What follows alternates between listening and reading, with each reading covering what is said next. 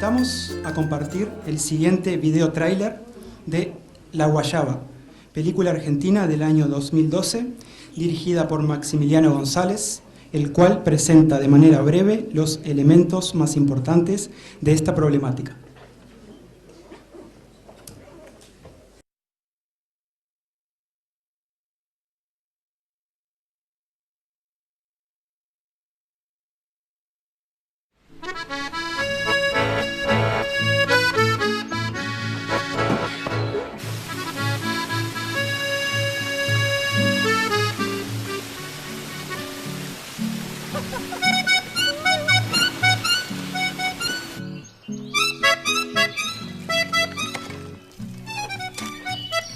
Esa, con esa. Y la otra, la cara de un conejo. Tenés casa, trabajo, y con lo que ganás le podés mandar algo a tu padre para ayudar. Ya vas a ver que cuando te vayas no vas a querer ni volver. Ella es Flor. Se va a quedar un tiempo acá. Bajando. Después llevarla a su pieza y andá aplicándole algunas cosas. ¿Cuántos años tenés? 17.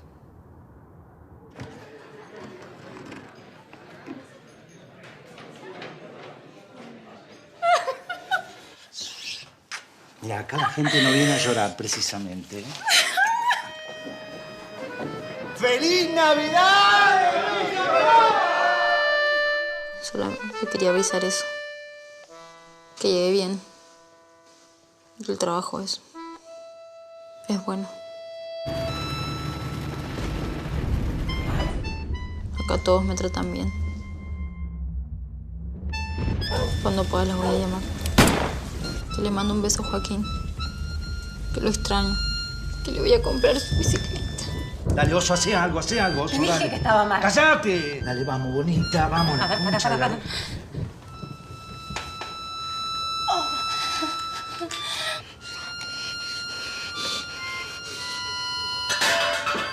Con esa. Y esa.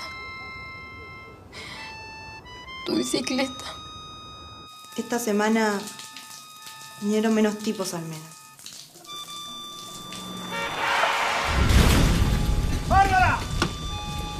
¡Vamos! ¡Bárbara, dale!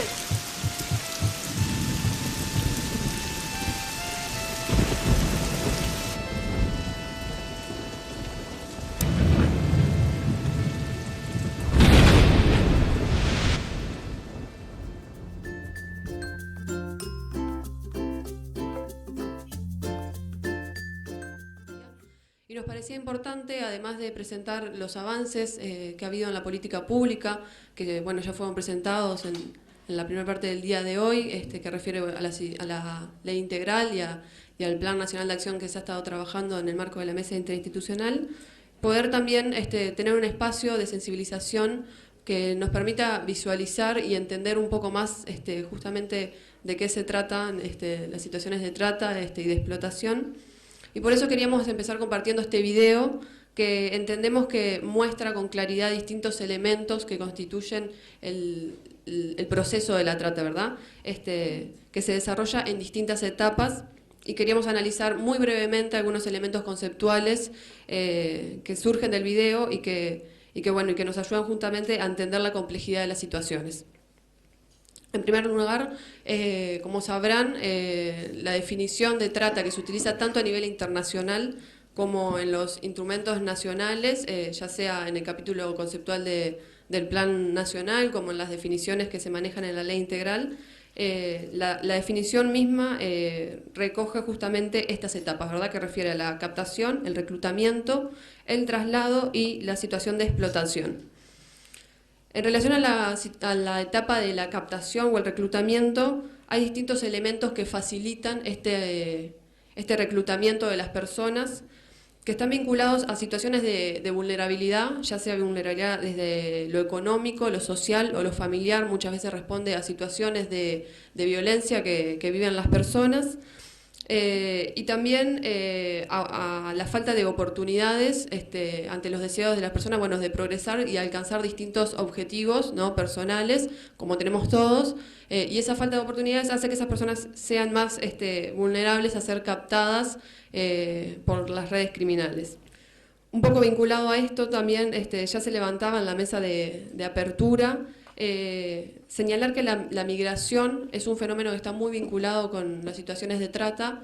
Ya también muy claramente Ana Olivera marcaba que no todas las situaciones de migración terminan en una situación de trata, pero sí hay un vínculo directo entre estos fenómenos y las condiciones en que se sucede la migración puede exponer a las personas a que sean más vulnerables a ser captadas por redes. Lo que mostraban en este video es que la forma de captación utilizada es el engaño, y se conoce que el engaño es una de las principales formas utilizadas en la región para captar, pero también hay otras formas de captar. En este caso, bueno, a partir de una propuesta de trabajo engañosa, ¿verdad?, es donde se logra que esta persona acceda a movilizarse y bueno, y comienza a iniciar este proceso de cursar por todas las etapas de la trata. Algo importante a señalar al respecto es que es muy importante el vínculo de confianza y cercanía de la persona que capta, ¿verdad?, quien está en esta primera etapa, que facilita justamente el reclutamiento de las personas al generar justamente un vínculo de confianza. La siguiente etapa que se ve claramente, quizás es la más breve que se muestra en el video, pero que tiene un rol muy importante, es la etapa del traslado.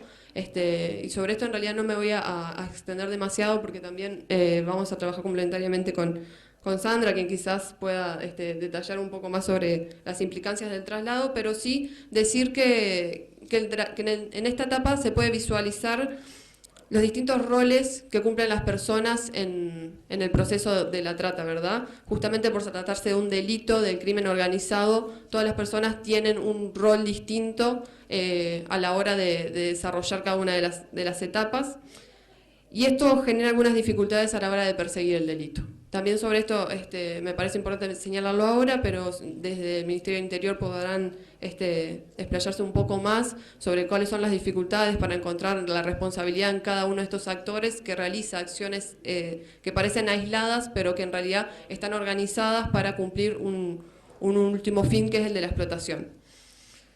Algo también importante a destacar en relación al video es que no se deja claro si el traslado se da a la interna de una región, se da de una ciudad a otra, por un departamento, una provincia, o a través de fronteras nacionales, y eso tiene una implicancia significativa si queremos caracterizar la situación como una situación de trata interna o una situación de trata internacional.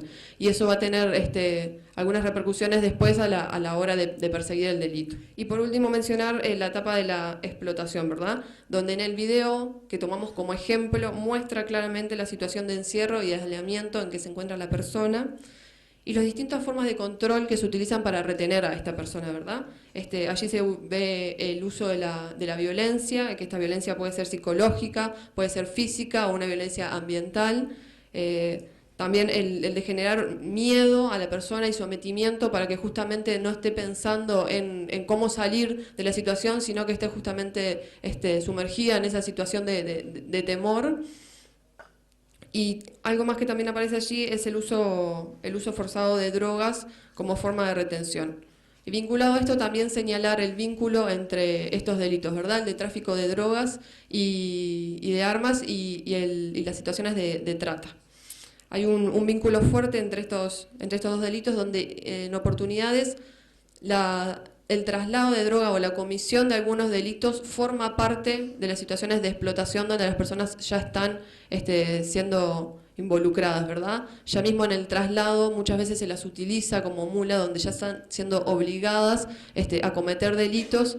Y vinculado a esto es muy importante tener en cuenta la ley integral, donde justamente recoge este aspecto, ¿verdad?, donde las personas víctimas de trata no deberían de ser culpadas ni enjuiciadas por aquellos delitos que están obligadas a cometer en el marco de la explotación.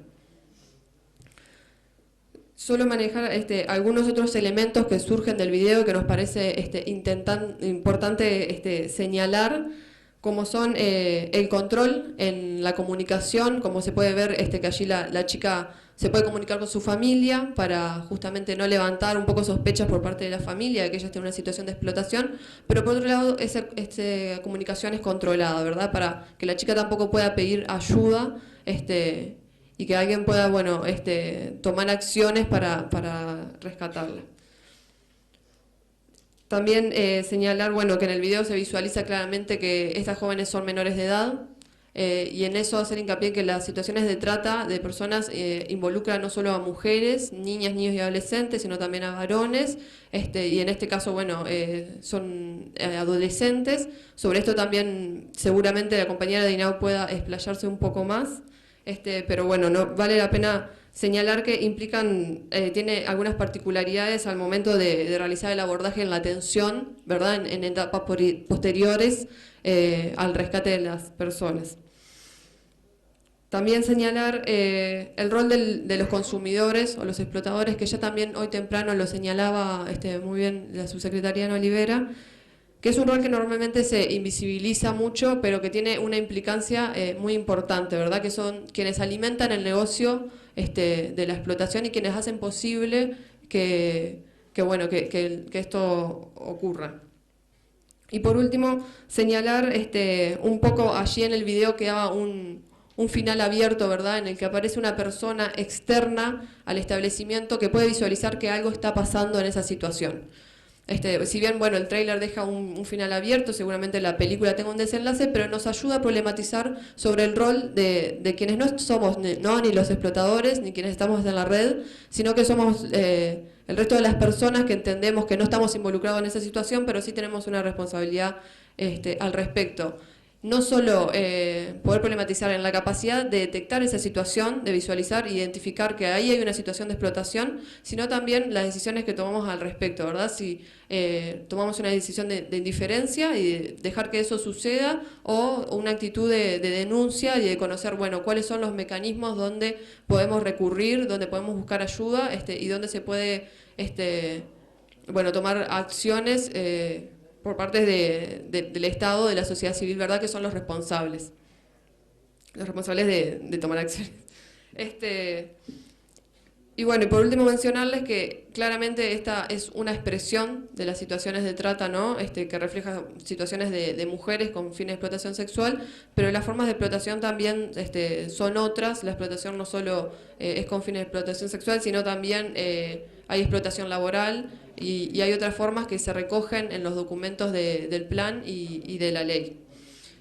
Lo que sí nos parece importante señalar es que cada situación tiene sus particularidades y sus complejidades, o sea que en realidad este video que nosotros tomamos como ejemplo es para tener algunos elementos principales que sí se presentan en todas las situaciones de trata, ¿verdad? Que son las etapas, que son los roles de las distintas personas, pero que cada situación tiene sus particularidades y sus complejidades que hay que tener en cuenta después a la hora de realizar un abordaje. No quiero extender mucho más porque bueno, el resto de mis compañeros también tienen muchas cosas para decir y bueno, muchas gracias.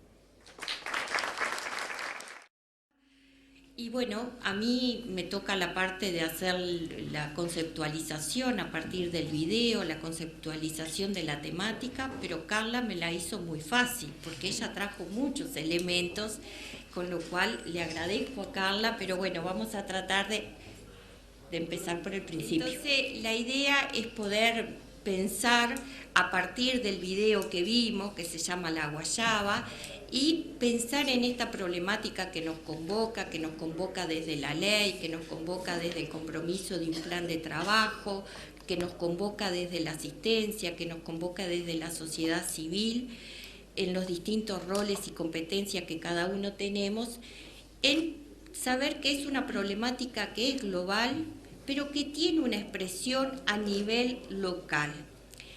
En el video es un lugar muy particular. Al principio aparecen las cataratas, entonces sabemos que la película está ubicada en la Triple Frontera, que es una zona, podríamos decir, de altísima complejidad. Entonces, pero bueno, esa zona de de complejidad se repite en las distintas fronteras de América Latina. ¿Por qué varían y por qué se ponen estas complejidades en esos lugares? Porque el espacio de frontera es un espacio límite donde el borde del Estado, de cada uno de los países que confluyen en ese espacio, y ahí las redes del crimen organizado en esa debilidad tejen su delito. Entonces es una zona, es un escenario donde las distintas coyunturas políticas, sociales y culturales hace que se modifiquen y se aprovechen por estas redes del crimen organizado. Pero bueno, más allá de que es en Puerto de Iguazú que se ambienta la película, también en Uruguay tenemos una triple frontera, también en Uruguay tenemos una frontera con Brasil, tenemos una frontera con Argentina, y bueno, desde hoy en el comienzo de la mañana, Uruguay no es, yo por ahí ponía de que ningún país está inmune, y Uruguay tampoco está fuera de esta problemática. Entonces es importante estas instancias. Adelante. Bueno, lo otro que quería resaltar y que también Carla lo traía claramente es que la trata de personas es un delito que se da en un proceso, y esto hace determinadas características especiales.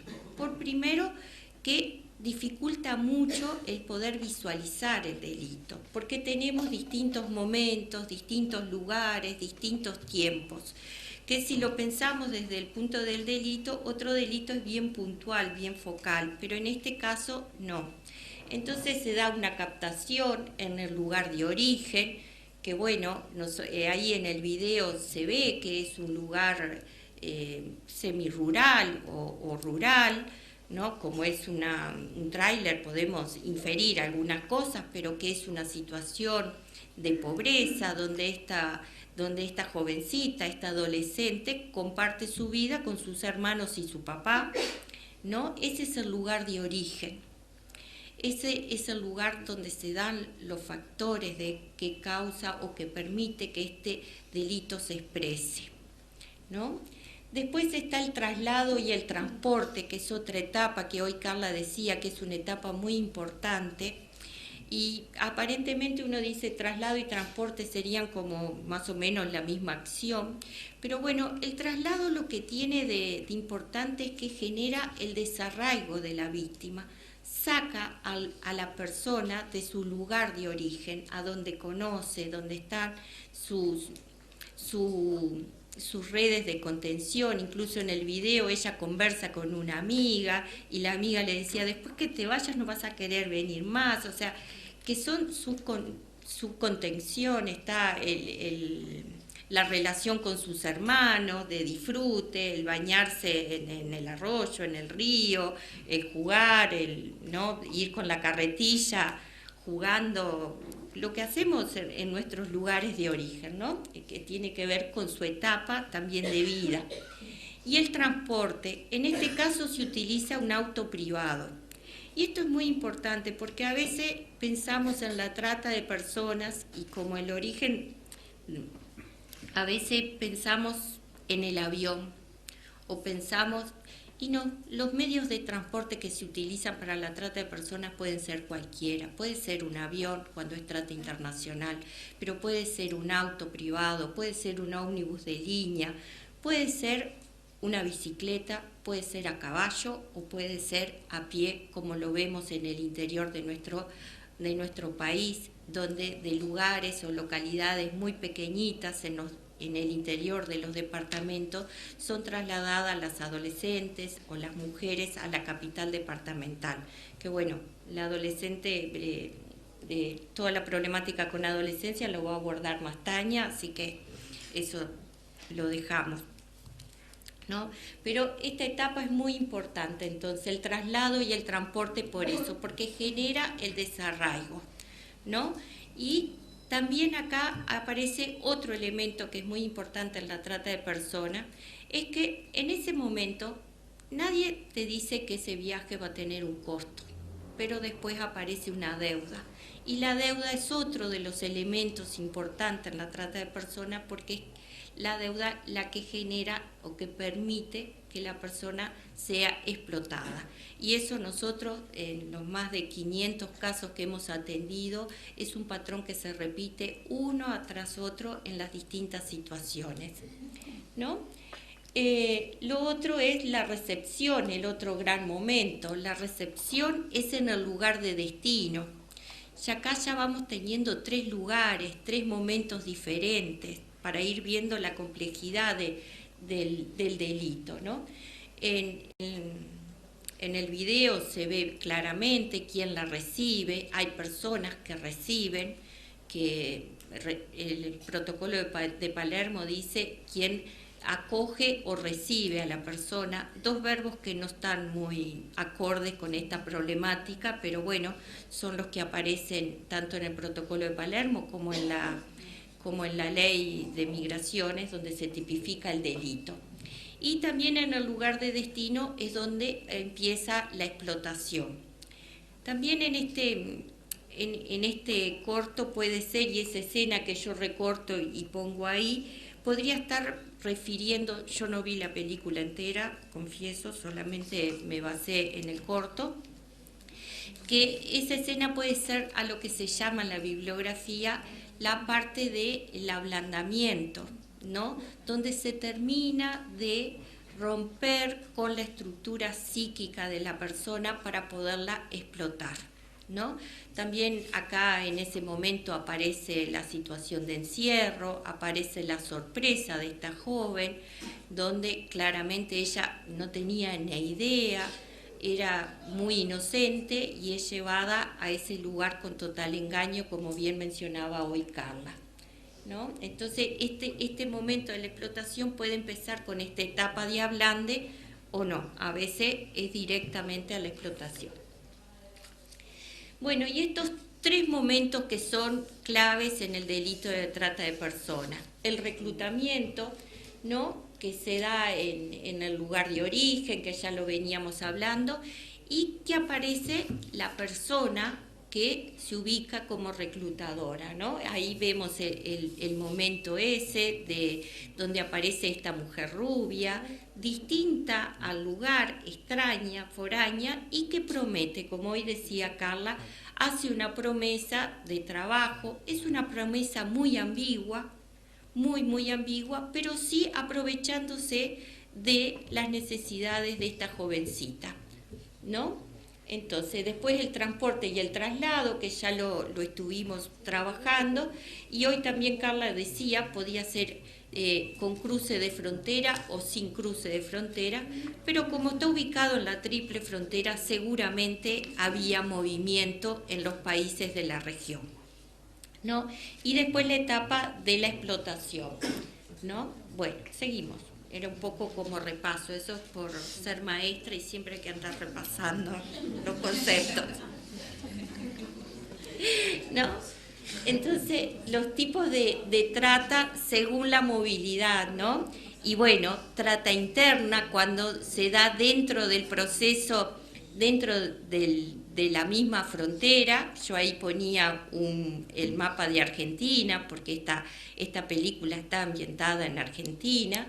La trata internacional, cuando ya hay cruce de frontera. Estos cruces de frontera pueden ser en la región, por ejemplo, con las adolescentes se da más el vínculo con los países de la región, con Argentina o con Brasil, depende de la frontera de nuestro país que estemos mirando.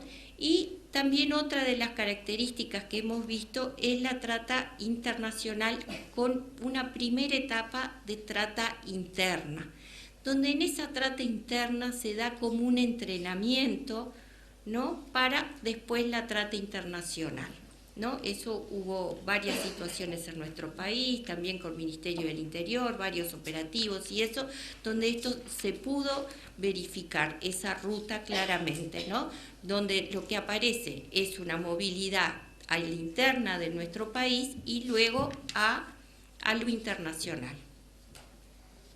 Bueno, la trata de personas, los tipos, las finalidades, ¿por qué se hace todo esto? Para explotar y con una finalidad lucrativa. Eso tenemos que tenerlo claro, ¿no? Es un delito que se toma a la persona como mercancía para la ganancia, para obtener una ganancia económica, ¿no? Los principales tipos de trata es la explotación sexual y la explotación laboral, aunque no quiere decir que no haya otras formas de trata, y hoy también Carla al final de su exposición lo iba diciendo, ¿no? Como la mendicidad, los niños soldados, la venta de niños y niños, los matrimonios forzados o las parejas acordadas y todo eso. Pero bueno, principalmente la finalidad de la trata está en la explotación sexual y en la explotación laboral. Estos son datos tomados de la Oficina de Naciones Unidas de Lucha contra el Crimen Organizado y bueno, me parecía que era bastante claro como para que tuviéramos ese pantallazo. Lo otro que aparece en el video y que nos lleva a reflexionar son las distintas modalidades, porque esta chiquita, esta adolescente, llega a una casucha muy, muy humilde, a un prostíbulo de mala muerte, y aparecen distintos lugares, distintos locales, distintas formas que tienen que ver con toda la industria del sexo, que la industria del sexo es mucho más amplia que un prostíbulo, una whiskería. Y eso estuvo presente en el correr de la mesa, hoy desde la subsecretaria, cuando hacía la mesa de apertura, cuando también lo traía en la ley, cuando Karina y Cecilia también explicaban los alcances de la ley también, donde la industria del sexo es mucho más amplio que el prostíbulo, ¿no? Pero este prostíbulo tiene un determinado público, ¿no?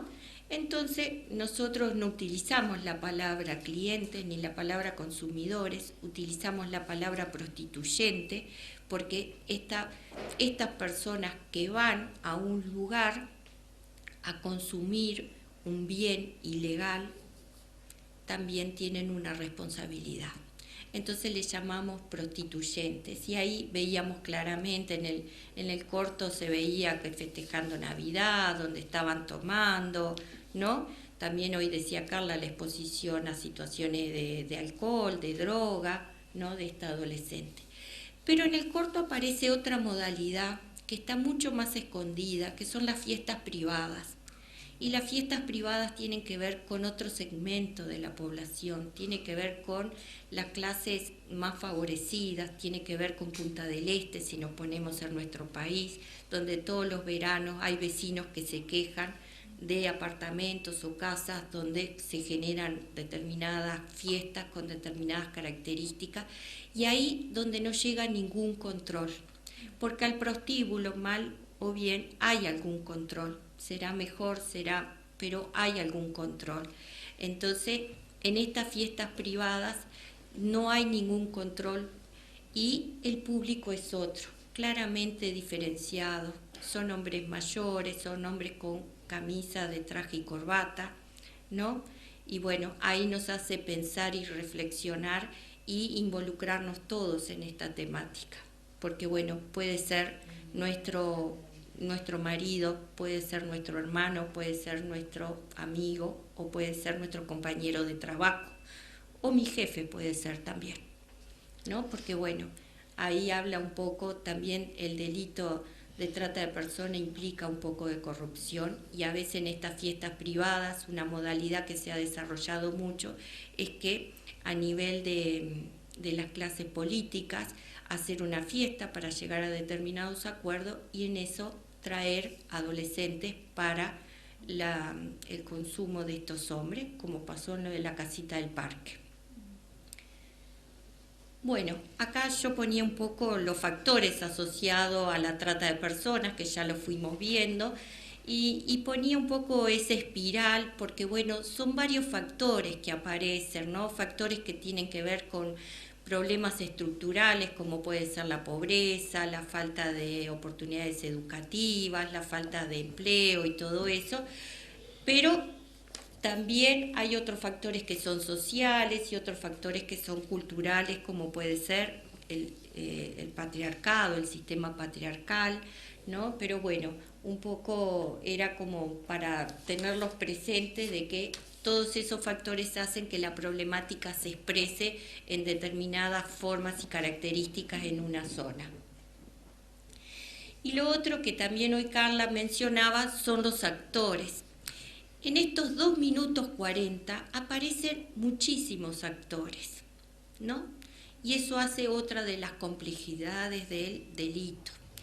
Y esta problemática, que es tan altamente compleja, necesita de alta especialización también para poderla visualizar, para poder que tenga la sanción correspondiente. Siempre que hablamos del delito de trata de personas decimos que tiene un muy bajo nivel de sanción a nivel de todo el mundo, y Uruguay no escapa a eso, pero es por esta complejidad, por esto de ser un delito en proceso, por todos los actores que involucra y por el desconocimiento que tienen a veces las víctimas de estos distintos actores, ¿no? Pero bueno, claramente ahí se identifican los prostituyentes con estas características que veíamos anteriormente. La reclutadora en este caso era una mujer, pero puede ser un hombre. A veces en el caso de las adolescentes las mujeres tienen como mayor confianza, despiertan menos sospechas en el entorno, ¿no? Quien traslada, quien recibe, está claramente identificado, quien recibe, está en esa foto de donde la adolescente es entregada a otra persona, ¿no? Falsificadores, si pensamos que esta adolescente vaya a cruzar la frontera, seguramente iría con un documento falsificado, no aparece ahí, pero podríamos estar pensando. Sí aparecen quienes vigilan a estas adolescentes, que es el dueño del boliche, del prostíbulo, esa otra mujer que aparece ahí. Otros intermediarios, como puede ser quien la lleva a las fiestas privadas, ¿no? Y el jefe de la red, que no aparece nunca. A ese es muy difícil que lleguemos, ¿no? Pero es un actor que está presente y es quien se lleva el rédito económico, ¿no? Entonces nos parecía que era importante que pudiéramos visualizar eso. Y lo otro que quisiera destacar en esto, que aparecen ahí una mujer que aparece en el bar con una cara muy triste, que seguramente esa mujer haya sido víctima cuando joven y con el pasaje del tiempo se haya reconvertido y esté desempeñando algún otro rol en la red de trata. Eso también es algo que nosotros lo vemos a cotidiano en la atención con las mujeres. Adelante. Y lo otro, bueno, un poco esta flecha lo que quiere simbolizar es ese del proceso, pero también poder ver la diferencia. Esa adolescente que jugaba con sus hermanos, que se bañaba en el río, que reía, que jugaba, se convierte en aquella adolescente triste, ¿no? Y todo este proceso está acompañado por esa voz en off, donde a ella le da muchísima vergüenza y le dice a su familia de que está todo bien, que la trata bien, pero si uno escucha el tono de esa voz, es muy diferente de esta adolescente que salió de su lugar de origen, ¿no? Y con qué medios, con qué forma controlaron a esta adolescente. Con la violencia, aparecen muchas escenas de violencia, aparecen muchas amenazas, retención del lugar físico, capaz que también retención de sus documentos, no aparece, pero puede ser, ¿no? Y también el uso de drogas como forma de controlarlas, ¿no? Y el estar expuesta permanentemente a esas situaciones de violencia, aparece ahí algo con un arma de fuego que no sabemos muy bien qué es, porque bueno, es un tráiler, hay que ver la película, pero entonces, y distintas formas de violencia a la cual esta adolescente está expuesta. Y aparece una escena donde ella está comiendo y le da mucha bronca y tira ese plato. Ahí está la rebeldía, están los recursos internos de ella, de qué quiere salir de eso. Porque muchas veces cuando nosotros o estamos conversando o estamos haciendo alguna articulación, a veces se cuestiona, bueno, pero ¿por qué no salió? ¿Por qué no se fue? ¿Por qué no se escapó? ¿No? Bueno, es muy difícil salir de una de estas situaciones, ¿no? Pero está esa rebeldía y que es lo que permite ese final abierto que nos traía hoy Carla, ¿no? Y bueno, el fin en este caso era la prostitución forzada. Pero bueno, las víctimas, ¿no? Ahí aparecen varias víctimas, aparece con esta característica que son mujeres, pero porque estamos dentro del ámbito de la trata con fines de explotación sexual, entonces el 98% son mujeres, ¿no? Pero dentro de ese 98%, las niñas, niños y adolescentes ocupan un lugar muy grande. Y bueno, y en especial el mensaje de este año de Naciones Unidas es que pongamos el foco en esta población, que en la prevención, en el cuidado y en la atención de esta población, ¿no? Entonces, esas víctimas y que nosotros escuchamos a diario, esto que nos dicen las mujeres que atendemos es, yo no era así antes, ¿no? Que el proceso de trata, el proceso de explotación las cambió para toda la vida, ¿no? Y que tiene consecuencias tanto en su salud psicológica como física, pero también consecuencias a nivel legal, consecuencias a nivel económico, consecuencias a nivel social, ¿no? Y para terminar, quiero agradecer a las mujeres a las cuales he atendido, porque realmente las admiro, que la valentía que tienen de todos los días estar atrapadas en estas situaciones y levantarse y poder seguir luchando y soñar y pensar una vida diferente. Muchas gracias. Desde INAU, contarles que existe un servicio específico de atención a niños, niñas y adolescentes desde el 2013, es muy reciente, en lo que tiene que ver con la existencia del problema, es un avance, entendemos que sí, pero claramente necesitamos continuar profundizando en lo que es la línea de prevención y en la línea de atención, y como bien decía Andrea hoy, para eso se necesita presupuesto, se necesita compromiso, y sobre todo entendemos que se necesita desde los lugares que ocupamos, en los distintos estratos sociales, culturales, hacernos cargo de cómo miramos a los niños, niñas y adolescentes, de cómo los escuchamos, del lugar que les damos, de la participación que les damos para poder decir lo que les pasa. Entendemos que para generar respuestas acordes y procesos de transformación a las situaciones de explotación y de trata, se hace imprescindible el trabajo interdisciplinar y el trabajo interinstitucional. Y bueno, como decía, a esto nos referimos porque entendemos que todos somos parte tanto de producir el problema como de dar la respuesta al problema. Como bien decían las compañeras, la trata con fines de explotación es un delito que es un proceso donde la víctima pasa por todos estos momentos que ya han mencionado, que varían el tiempo, varían las formas, y ahí nosotros con los niños, niñas y adolescentes que hemos acompañado, que hemos transitado distintos procesos de transformación, nos hemos dado cuenta que afinar el ojo para detectar, para identificar en qué momento están de la situación de explotación o en qué momento están de la situación de trata, es un trabajo. Hay que tener la disponibilidad a mirar las situaciones de violencia sexual que están viviendo las personas. No es algo muy fácil de identificar, de ver, porque también parte del daño que sufren niños, niñas y adolescentes tiene que ver con la naturalización de algunas situaciones, con la invisibilización, con el silencio.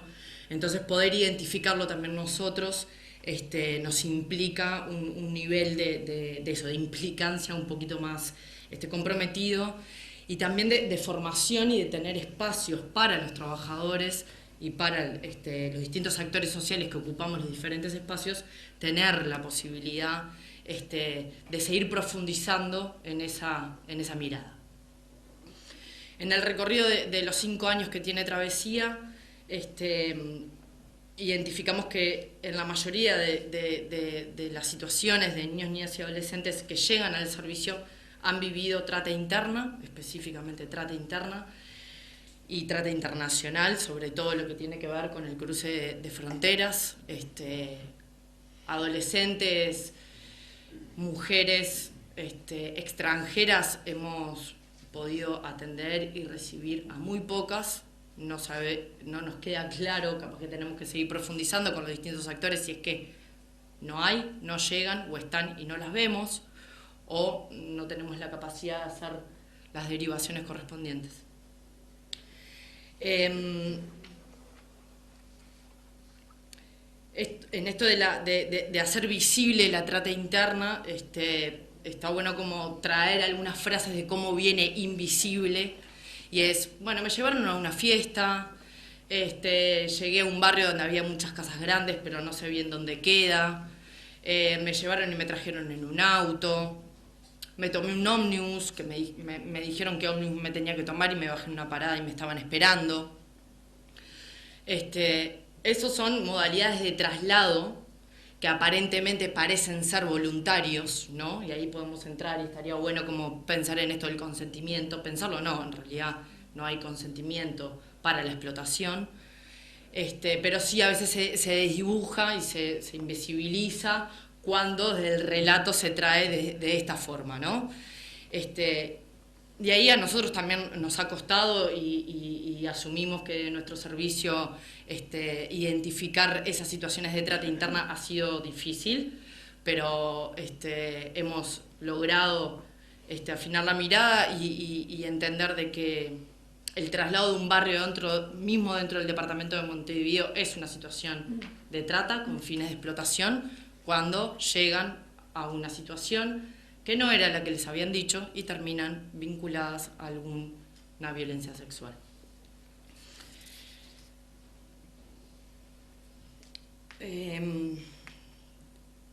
Bueno, ¿qué más? Principalmente decirles, y para esto termino, que desde Travesía podemos afirmar que este proceso, como decían las compañeras, delictivo, que es un proceso delictivo, genera en niños, niñas y adolescentes y en todas las víctimas, mujeres, adultos, varones, daños psicoafectivos y sociales y altísimos que ni nosotras habíamos imaginado que podían sufrir, sobre todo lo que tiene que ver con su autopercepción, que tiene que ver con su forma de mirar el mundo, su nueva forma de mirar el mundo, daños que irrumpen día a día en sus vidas cotidianas, en la forma que transitan en las ciudades, daños que se manifiestan en sus sueños, en sus capacidades o no de proyectarse, y eso es algo bastante complejo de transformar, y para transformarlo necesitamos del cambio estructural, cultural de todos nosotros, que es de cómo miramos a niños, niñas y adolescentes, cómo los escuchamos, sobre todo eso, poder escuchar, y escuchar es a veces escuchar lo que no se quiere escuchar, ¿no?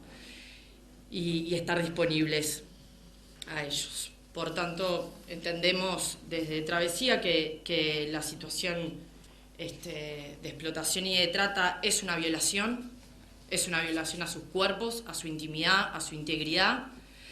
Y voy a traer un fragmento de Virginie Despentes que dice que la violación es un programa político preciso, esqueleto del capitalismo, es la representación cruda y directa del ejercicio del poder, designa un dominante y organiza las leyes del juego para permitirle ejercer su poder sin restricción alguna.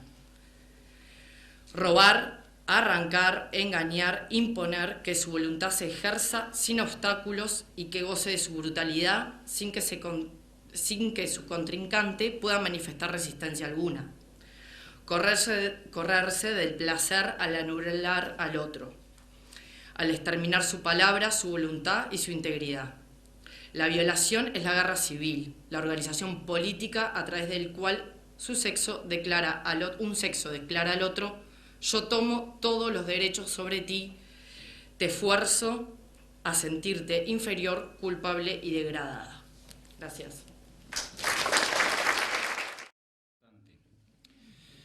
Refiriéndome a la película en primera instancia, es sumamente importante este tipo de material, este tipo de películas para sensibilizar lo que es la sociedad, las autoridades que trabajamos en el tema y las autoridades que en cierta forma llevan a cabo este tipo de erradicación de este flagelo, además de la sociedad civil en su conjunto.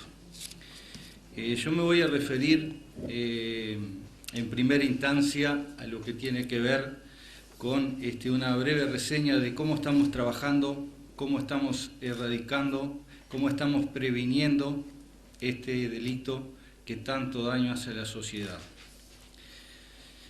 Y de ahí voy a hacer un pequeño raconto, ya que la mesa, por suerte, en especial Sandra, me gustó mucho la exposición que hizo, mostrando lo que tiene que ver con las redes, cómo trabajan en el escenario, cómo se desempeñan, muy claramente, más allá de las operaciones que nosotros realizamos. Fue una exposición muy clara de lo que nosotros hemos visto en la experiencia personal, de cómo trabaja esta gente, cómo opera en territorio, qué tipo de tráfico se realiza, cómo es el traslado, cómo son revictimizadas las víctimas. La verdad, más allá de todos los aportes que ha hecho la mesa en el día de hoy.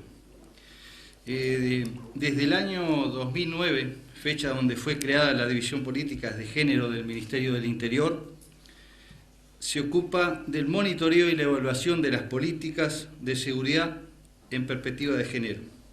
También tiene como diseño el monitoreo de los procedimientos vinculados a la violencia de género, tanto en la interna de la institución como hacia la ciudadanía.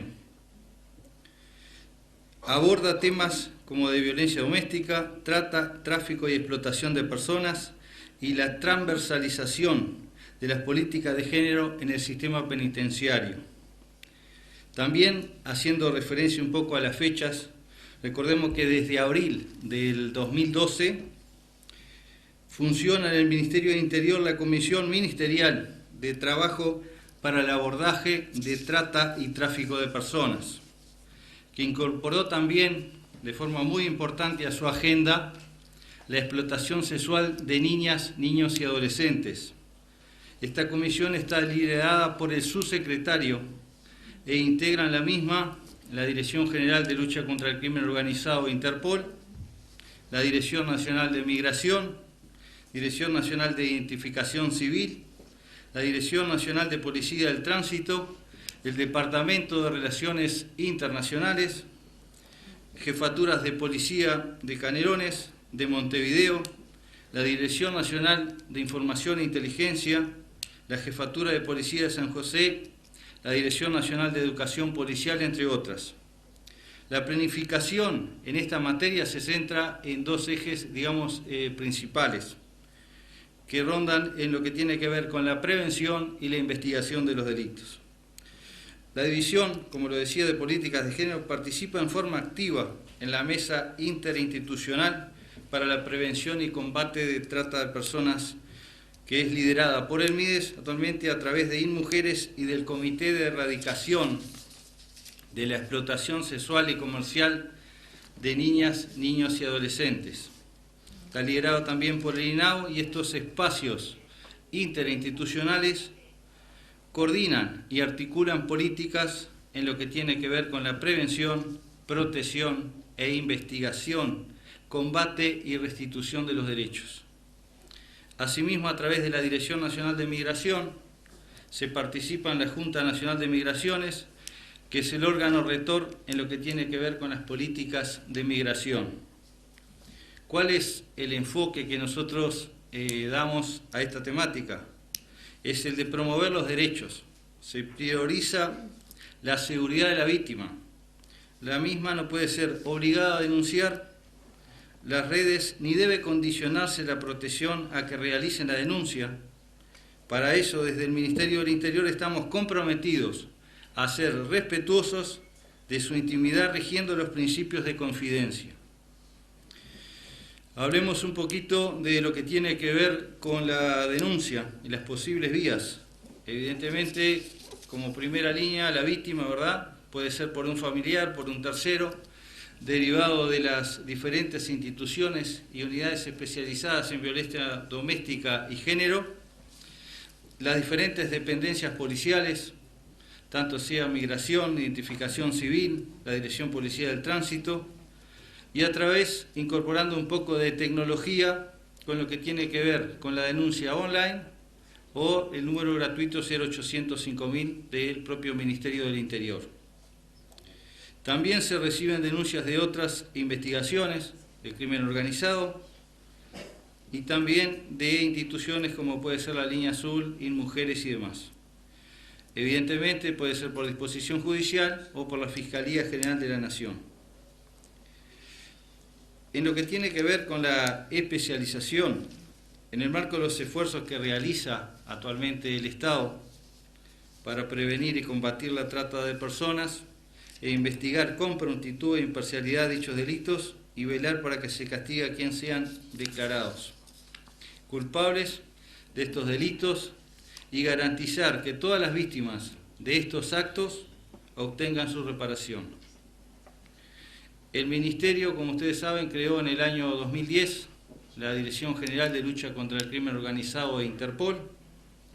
Esta dirección aborda los casos que se presuma la existencia de un crimen organizado y sus delitos conexos como la explotación sexual, la trata y el tráfico de personas.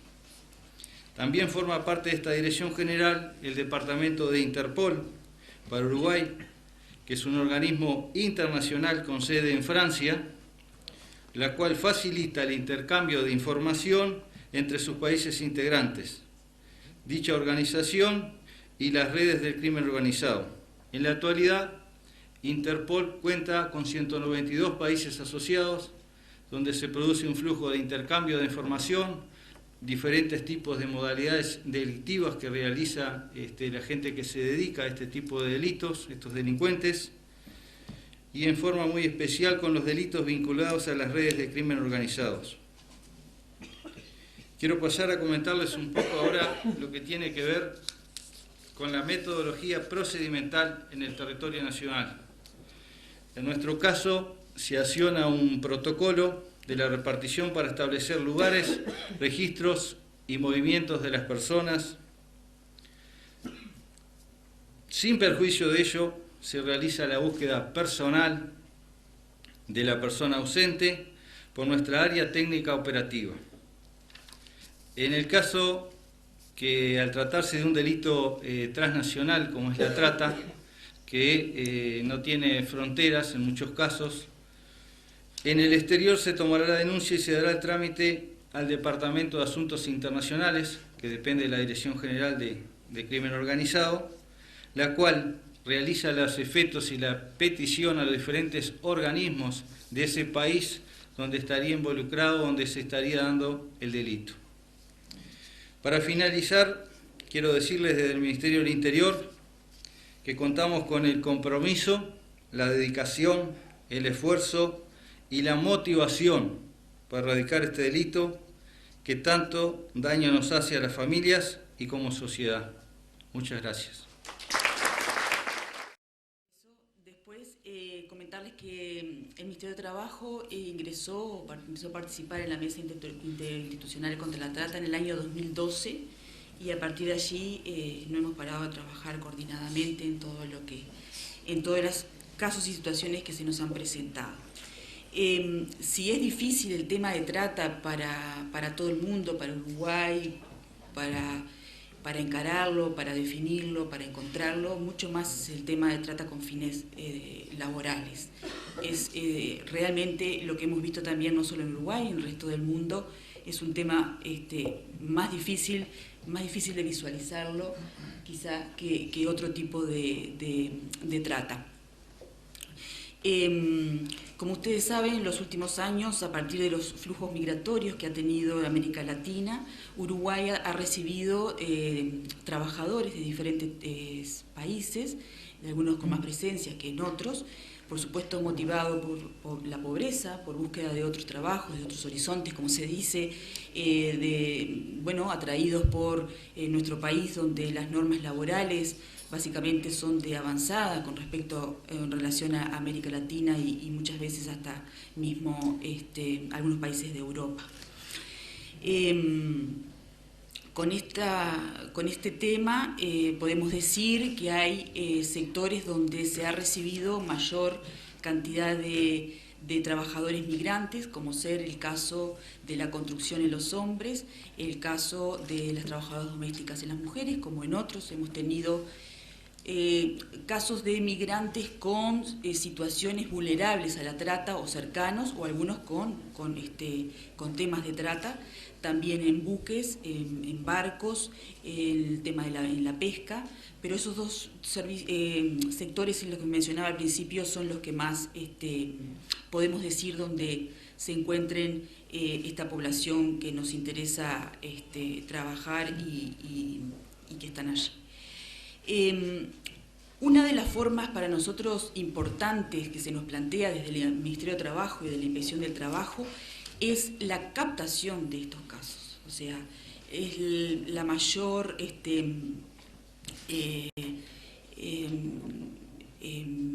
tema que queremos desarrollar, profundizar y capacitarnos y profundizar. Básicamente, para la captación es necesario tener, como decía recién, una capacitación de los funcionarios que trabajamos y trabajan en relación a este tema. De hecho, les quiero comentar que ya hemos tenido varias capacitaciones a lo que es en la Inspección del Trabajo, los inspectores y los abogados de la Inspección del Trabajo. Recientemente, en diciembre del año pasado, tuvimos una capacitación internacional muy interesante en el marco de un proyecto de frontera con Naciones Unidas, no me quiero olvidar, la Embajada de Estados Unidos, OIM, anteriormente algunos Casa Abierta, que dirigía, que coordinaba el proyecto Fronteras en Acción era el proyecto. Allí se capacitaron todos los inspectores. Ustedes saben que hay dos divisiones grandes de inspección, que es ambientales de trabajo y generales de trabajo. A partir de la dirección del inspector general del trabajo, la directiva es que se capaciten los inspectores de todas las especialidades. Si bien son universalistas nuestros inspectores, hay estas dos divisiones. Pero la directiva o el interés desde la Inspección General es que se haya una transversalización de las capacitaciones. ¿Por qué digo esto? Porque hemos tenido en la realidad casos que ahora después voy a comentar, que me interesa compartir con ustedes las formas que tenemos de fiscalizar, pero hemos tenido en la realidad, decía, algunas situaciones que han entrado no por las vías normales, entre comillas, que podemos pensar. Por ejemplo, en fiscalizaciones de condiciones ambientales de trabajo, pasó un caso que los comparto con ustedes, que en una fiscalización de oficio de todos los días, rutinaria, ordinaria, común, se llegó a encontrar una situación de trata de trabajadores en la construcción de peruanos, un grupo grande y quiero decir con esto, eran inspectores que no venían de condiciones generales de trabajo, que son los más, como quien dice, con el ojo afilado y más capacitados de antes, sino que hubo un grupo de inspectores sensibilizados que se dio cuenta que pasaba algo allí, y se llegó a presentar hasta la denuncia en el Poder Judicial. En su caso, esto fue el año pasado, el anterior. Y digo que con esto quiero subrayar que a nosotros también nos pasa en el Ministerio que no solo a veces se presentan personas que no vienen a denunciar una situación de trabajo, sino a veces que esto es increíble en el sentido de que donde la población o personas, trabajadores o personas, ciudadanos que sufren algún tipo de violencia en sus derechos, se dirigen a una institución donde tienen más cerca. Con esto quiero subrayar que si bien algunos casos entran por denuncias o por denuncias de la organización civil, etcétera, hay veces que son atípicas las formas en que llegan. Bueno, para no seguir en eso, dispersarme en eso, quiero comentarles las formas que tenemos en la inspección para fiscalizar. Nosotros nos basamos en la denuncia hecha por los trabajadores y los sindicatos que llegan al Ministerio de Trabajo, a nuestra oficina de denuncia. La fiscalización o la actuación inspectiva de oficio que tiene el inspector general y los inspectores, y los operativos. Estos operativos pueden ser dirigidos a sectores de la actividad, a subsectores de la actividad, territoriales, desafralidad, y con esto estoy pensando desafralidad económica y también desafralidad en el tema de verano, donde se hacen operativos puntualmente. Como decía hoy, y acá pensando en los operativos, hemos realizado en el Ministerio periódicamente operativos dirigidos al trabajo doméstico.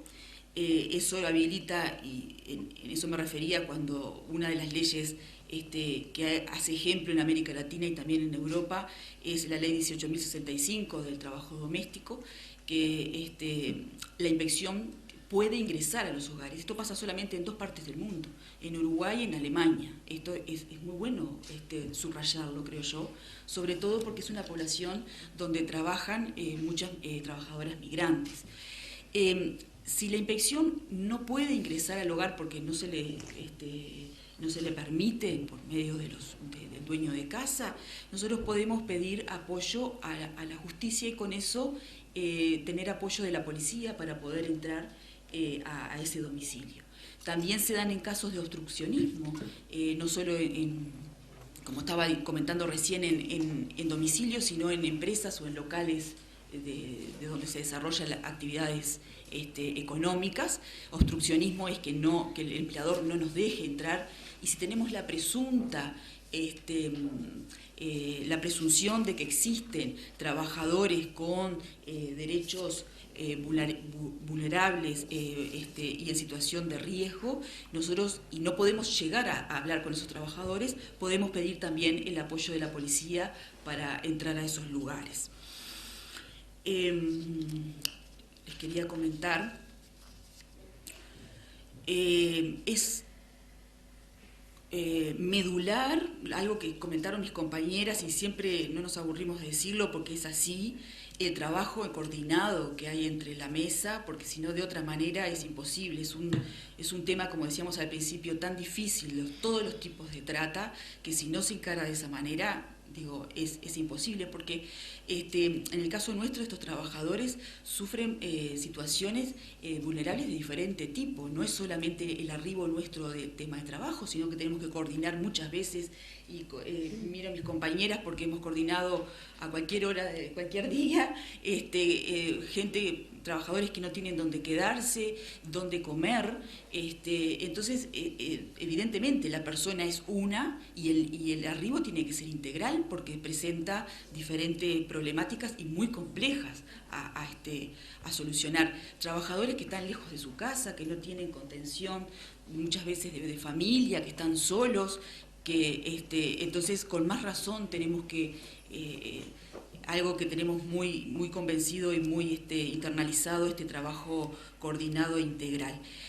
Por último, quiero comentar la creación de la unidad de migraciones en el Ministerio de Trabajo. Ya hace más de un año, me corrigen mi compañera, están allá de la unidad, un poquito más de un año de la creación. Y entre otros cometidos, esta unidad de migraciones tiene el cometido justamente de coordinar internamente adentro del Ministerio, porque justamente estas situaciones estoy pensando en varias situaciones que hemos tenido. Por ejemplo, se deslinda a la persona de la empresa y hay que hacer estoy hablando de trabajadores migrantes, no necesariamente de trata, y hay que hacer una liquidación de su sueldo, bueno, o se presenta, se coordina con la unidad de DINATRA que hace el tipo de liquidaciones. Me estaba acordando de casos que hemos tenido, que la miro a Sandra porque casos difíciles de trata, que han llegado al Ministerio, han llegado a las oficinas de DINATRA, que hemos coordinado y trabajado coordinadamente, y que desde negar desde el empleador, en el caso de trabajo doméstico, la situación de trabajo doméstico, de negar conocer al trabajador, llegamos a poder, por medio de fiscalizaciones de actuaciones inspectivas delimitadas, con inspectores que tenemos especialistas, tenemos inspectores psicólogos, llegar en las oficinas del Ministerio a reconocer en poco tiempo que no solo había una relación de dependencia, sino que se había violado varios derechos de la persona trabajadora, acordándome de un caso en concreto.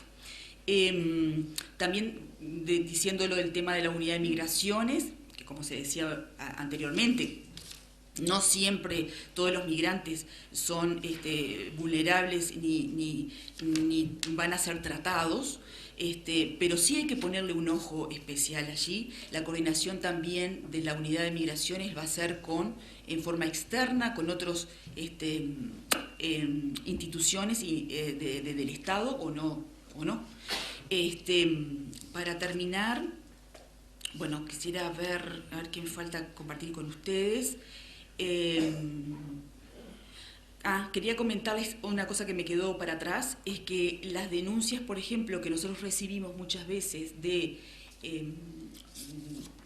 una denuncia común de situaciones de no cumplimiento de la normativa laboral, pueden llegar a ser, si se hace la fiscalización correspondiente, puede llegar a aparecer otras cosas atrás. También hay denuncias que entran por el Ministerio en tema de discriminación, acoso y violencia laboral, y que atrás pueden aparecer otras cosas también. Con esto quiero significar que es muy difícil el tema del arribo, pero sin duda tenemos el compromiso del plan 2018-2020, tenemos el marco de la ley, en el cual vamos a avanzar muchísimo en esto de coordinar, de trabajar y de seguir capacitándonos, afilando el ojo y llegando a todos los lugares donde debemos llegar. Muchas gracias. Pero bueno, ahora sí me toca cerrar un poco. Creo que la mesa y el panel, cuando uno veía el tráiler, es duro, que nos vamos a sensibilizar en este tema, porque los que estamos en este lugar estamos sensibilizados, y mi máximo reconocimiento a los técnicos que diariamente trabajan enfrentando estas situaciones al lado de las víctimas y con los recursos que hoy se tiene desde el diseño de la política pública. Como decía Sandra, y creo que el resto de las compañeras y compañeros que están en la mesa, enfrentan la salida concreta para estas personas. Nosotros queríamos comentarlo desde el lugar que Karina y Daniela también, como referentes que uno tiene en el tema desde la Dirección de Mujeres del Ministerio de Desarrollo Social, nos pidieron que contáramos un poco el final. Ustedes saben de cómo se discutió la ley. Hoy acá también en esta mesa hay dos compañeros diputados de la Comisión de Población y Desarrollo, que es Nicolás Viera, que fue el miembro informante cuando en la Cámara de Representantes se votó la ley, también Lucía como diputada suplente de la compañera Berta Sanseverino, que también trabajó muchísimo en este tema. Hoy Lucía trabaja con Claudia Hugo, pero son dos diputados y diputadas que han trabajado cuando nosotros recibimos la ley en la Comisión de Población y Desarrollo, con media sanción que venía de la Cámara de Senadores. Y esto quiero hacer un reconocimiento público. Hoy Andrea tuvo esa generosidad concreta de reconocer el trabajo de muchos, y yo creo que así es como trabajamos. Esta ley, ustedes saben que generó un trabajo desde el año 2016, presentado por la Mesa Interinstitucional, pero ahí se generó en la Cámara de Senadores una comisión especial interpartidaria, pero fue liderada todo el tiempo por la senadora Daisy Tourné. También Daisy hoy no puede estar por razones de salud y por otros compromisos políticos, pero hablamos el viernes. Ella en principio era quien iba a estar en mi lugar, hoy la estoy sustituyendo y en representación del resto de los legisladores. Pero bueno, eso generó un trabajo muy estrecho entre esta comisión interpartidaria, que también quiero reconocer que el senador Pedro Bordaberry tuvo una participación muy activa en representante de otros legisladores de la oposición, pero él en particular trabajó muy cerca de Daisy Tourné. Ahí cuando nosotros llegó la ley los primeros días de mayo con la media sanción, que fue votada por unanimidad en la Cámara de Senadores, tuvimos varias instancias de trabajo. La Comisión de Población y Desarrollo la dirige el diputado por el Frente Amplio Gonzalo Sibila. Ahí fuimos convocando, somos 13 integrantes, 7 del partido que yo represento, que es el Frente Amplio, 1 del Partido Independiente, 5, del Partido Nacional, a ver si se me fue, y 4 del Partido Nacional y 1 del Partido Colorado. Ahí tuvimos una discusión que no fue menor, tuvimos un acuerdo, la primera convocatoria que nosotros tuvimos fue a la senadora Daisy Tourné y a la Mesa Interinstitucional. Muchos de los integrantes que están acá fueron a contar todo el trabajo que habían realizado en conjunto. Desde ahí después nosotros convocamos a la fiscal Alicia Gione por parte de la Fiscalía General de la Nación, convocamos al Instituto de Derecho Penal al doctor Gustavo Aller con propuestas de la oposición y con claras discrepancias en el diseño, sobre todo en el acceso a la justicia y en las normas penales. Sí tuvimos el apoyo expreso de la Asociación de Magistrados del Uruguay en el apoyo a la concepción de integralidad y al diseño que tenía la ley. Y después fuimos convocando, porque nosotros sí hacíamos énfasis en que había que convocar a las organizaciones de la sociedad civil, que durante muchísimos años, porque en esta ley, sí, como lo dijo desde el inicio la subsecretaria Ana Olivera, tuvo un rol activísimo la sociedad civil. Convocamos a la asociación El Paso y después también a Casa Abierta.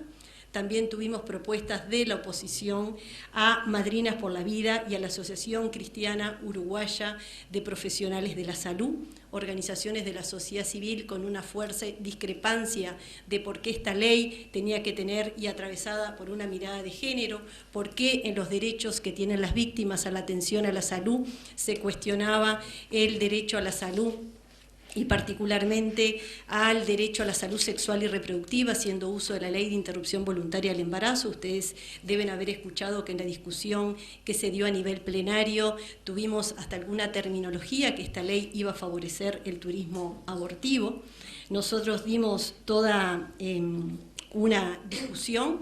En la comisión se votó por mayoría, en líneas generales, de ahí pasar al plenario, con discrepancias en algunos de los artículos que tienen que ver con estas, en líneas generales, con que tuviera una mirada de género, con que estuviera el derecho a la salud sexual y reproductiva, particularmente a las víctimas a usar el derecho de la ley de interrupción voluntaria al embarazo, y también algunas objeciones vinculadas al acceso a la justicia y a las normas penales que tienen que ver con la punibilidad, que tiene que ver con por qué tiene que primar el consentimiento, ¿no?, de las víctimas, con algunas discrepancias que pueden estar teñidas de normas penales y de la justicia, pero con unas claras discrepancias desde el punto de vista ideológico que teníamos en por qué nuestro país debía aprobar esta ley desde el punto de vista de la integralidad, con todos los aspectos, desde la prevención, desde el cuidado y derecho de las víctimas, los derechos concretos de las víctimas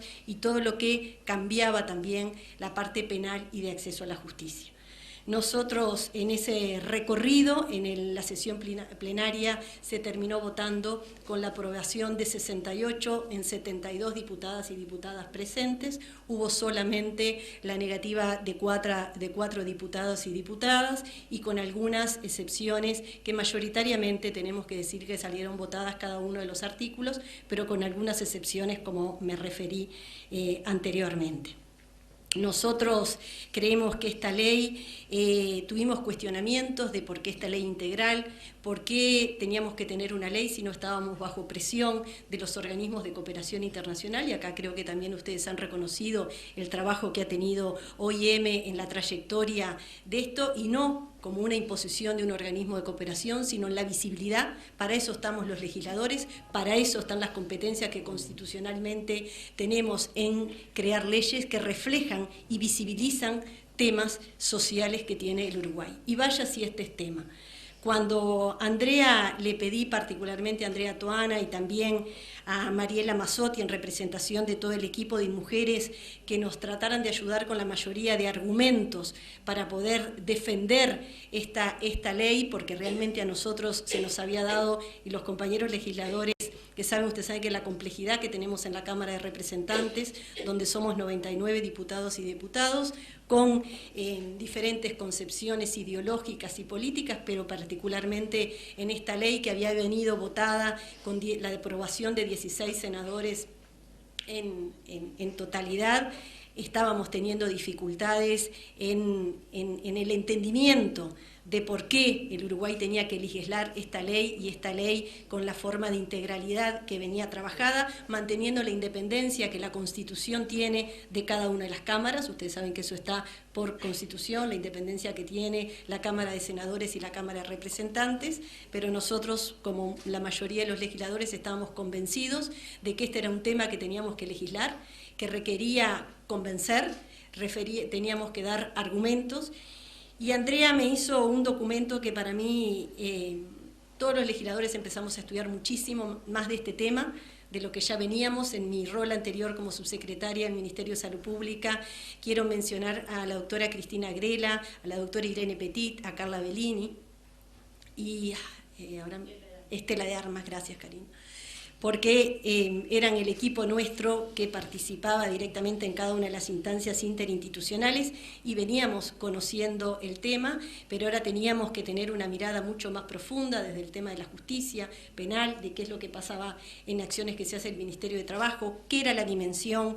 Estudiamos desde los libros de Camacho hasta todo lo que fuimos visualizando, y de esa manera tratamos de compartirlo con los legisladores de todos los partidos políticos, desde el libro que en conjunto se hizo con el PASO y la Unión Europea y la fotógrafa Suzette Koch, que visibiliza cotidianamente en nuestros lugares la violación que tenemos a la ley 17.815, que hasta el año 2004 en este país no era penalizado ninguna persona que abusaba y explotaba de forma comercial a alguna niña o adolescente en nuestro país. Que cuando uno visibiliza los datos que con Travesía se trabajan con APES por la responsabilidad institucional que tiene, y nos traduce que pasamos de tener 20, 30 casos y en los últimos años 350 casos de niñas y adolescentes víctimas de alguna forma de explotación sexual, comercial o no comercial, y cada una de esas niñas y adolescentes toma contacto con 3 o 4 adultos prostituyentes, explotadores,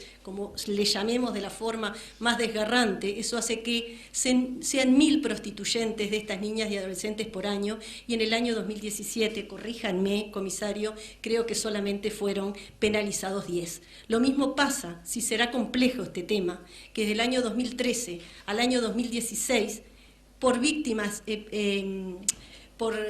procesados por el tema de trata, solamente han sido 7 casos que involucran a 19 procesados. Corríjame por las dudas, que es de lo que he estudiado y que tenga alguna imprecisión.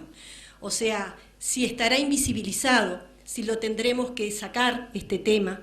Cuando Andrea en el primer repartido me pone, Cristina, es la forma de esclavitud moderna más desgarrante, es una forma de explotación, es una forma de delito, es un acto de profunda violencia, y me hace todo el relato de lo que pasaba en el mundo. Cuando uno retoma la historia que pasaba en el Uruguay, que uno conoce, desde, como hoy decíamos, Urruzola, Trochón, desde las primeras investigaciones que Cristina Prego y Andrea Toana con gente de la OIM iba haciendo en el Uruguay hace muchos años, vamos dimensionando el tema que hoy hace que Uruguay sea, como bien dijimos, un país de origen, tránsito y destino. Y me ha tocado visibilizarlo bastante en los medios de comunicación, porque yo sí creo en la comunicación que visibilice los temas que tiene la sociedad y no la agenda que nos marquen los medios para tergiversar la opinión.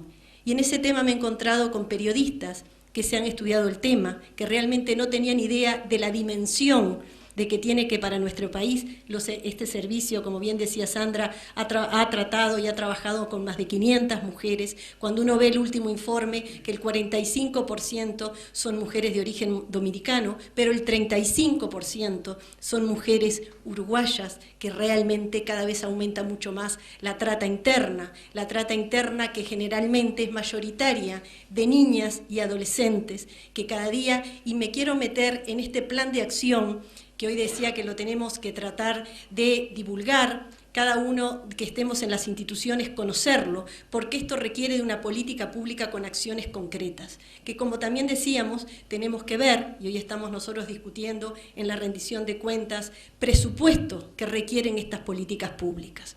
Pero en nuestro país nos tenemos que sacar estos temas, visibilizarnos de una sociedad que somos muy hipócritas, con un patriarcado que a veces nos cuesta explicarlo, porque esta forma es una forma hegemónica y antiquísima de poder sobre los más vulnerables, sobre todo sobre las mujeres, las niñas y los adolescentes. Y hay que visibilizarlo con un tema de ética, de derechos y también con números. Si en el Uruguay más de 400 niños por año y niñas son víctimas de abuso sexual, si 7 de cada 10 mujeres sufrimos a lo largo de nuestra vida alguna forma de violencia de género, ¿esto les parece que de alguna manera es un grupo de mujeres resentidas reclamando algún tipo de derechos totalmente que no son vinculados a la realidad que vivimos? Cuando uno visibiliza esta cantidad, ahora tenemos también a discusión en el Parlamento un proyecto de ley sobre la tenencia compartida, donde se trata de invisibilizar la voz de los niños cuando reclaman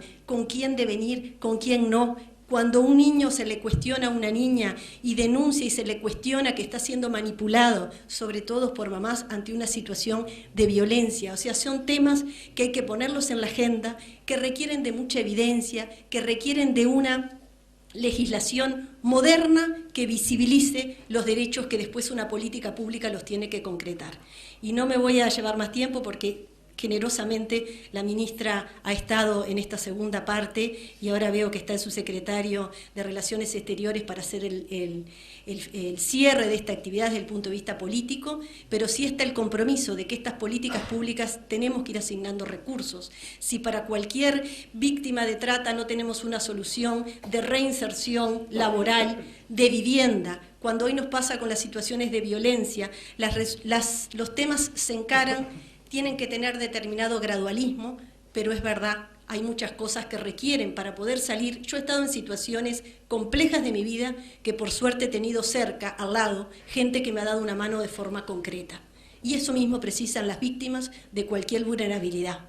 Gente que acompañe, que desentrame toda la violencia que se vive desde el punto de vista emocional, psicológico, pero después para salir de una situación tan dramática como es la de trata, pero como son las situaciones de violencia, se precisan soluciones concretas para salir adelante.